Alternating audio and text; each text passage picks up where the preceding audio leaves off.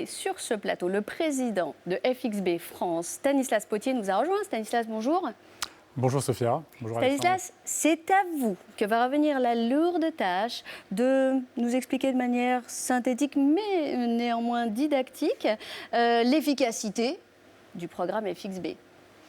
Bon, la lourde tâche, comme je sais qu'on a quand même un peu de temps pour Même tout pas préparer dans le détail, je vais faire un petit peu de teasing. Et ce que je voudrais surtout communiquer, c'est quelques chiffres fondamentaux qui montrent depuis combien de temps ça existe et comment ça marche et que ça marche.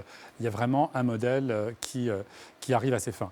Donc FXB s'est créé il y a un peu plus de 30 ans, en 1989, et aujourd'hui on est actif dans 13 pays. Donc aussi bien en Asie, en Afrique ou en Amérique latine et centrale.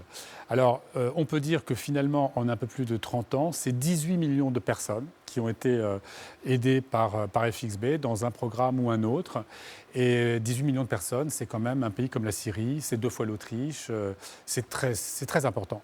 Et on peut aussi dire que localement, ces 18 millions de personnes, on les a touchées grâce à environ 400 collaborateurs, bénévoles ou salariés de FXB sur place. Et on a commencé à le voir et on va le revoir, qui font un accompagnement très intime, très serré des bénéficiaires des programmes. Et grâce à eux et au modèle qu'on va détailler un petit peu, qui est le modèle du village FXB, eh bien, c'est un peu plus de 100 000, 105 000 personnes qu'on a vraiment sorties durablement de l'extrême pauvreté. Et 105 000 personnes, là aussi, pour avoir une petite comparaison en tête, c'est une ville comme Nancy ou Caen. Donc, on peut, je pense, être fier. Et c'est pour ça qu'on a envie d'en faire plus.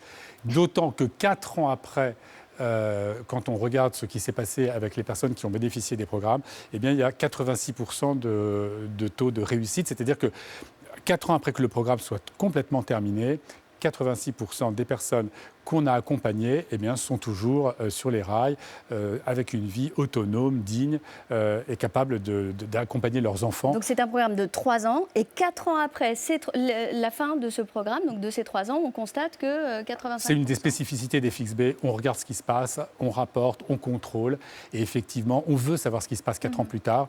Un peu ce que vous avez fait ici avec Gisèle et Dorothée après le Covid. Et effectivement, 4 ans plus tard, ils sont vraiment tout seuls. Et ça marche. Et alors, ce modèle du village, en fait, c'est un modèle qui touche une centaine de familles à chaque fois. Et une centaine de familles, c'est 500 à 700 personnes aidées directement. Et c'est 2000 personnes qui sont impactées, à un titre ou à un autre, par le programme du village. Et un village, donc 3 ans, 100 familles, 2000 personnes impactées, et ben c'est 250 000 €. Donc voilà, ça marche. C'est quand même raisonnable et on a un impact vraiment majeur, durable, pour un coût raisonnable. Et en plus, vous vous en êtes remarquablement bien sorti, malgré le coup de pression complètement gratuit de Sophia. Mais on aime notre marraine qui nous met la pression. Mais toujours, comptez sur moi. Effectivement, vous parliez d'un village, c'est le nom que portent les programmes FXB. Et pour lancer ces villages, eh bien, nous avons besoin de vous, tout simplement. Je vous rappelle qu'il vous suffit de cliquer sur le bouton « Faire un don » en haut à droite de votre écran pour nous donner un nom à n'importe quel moment de l'émission.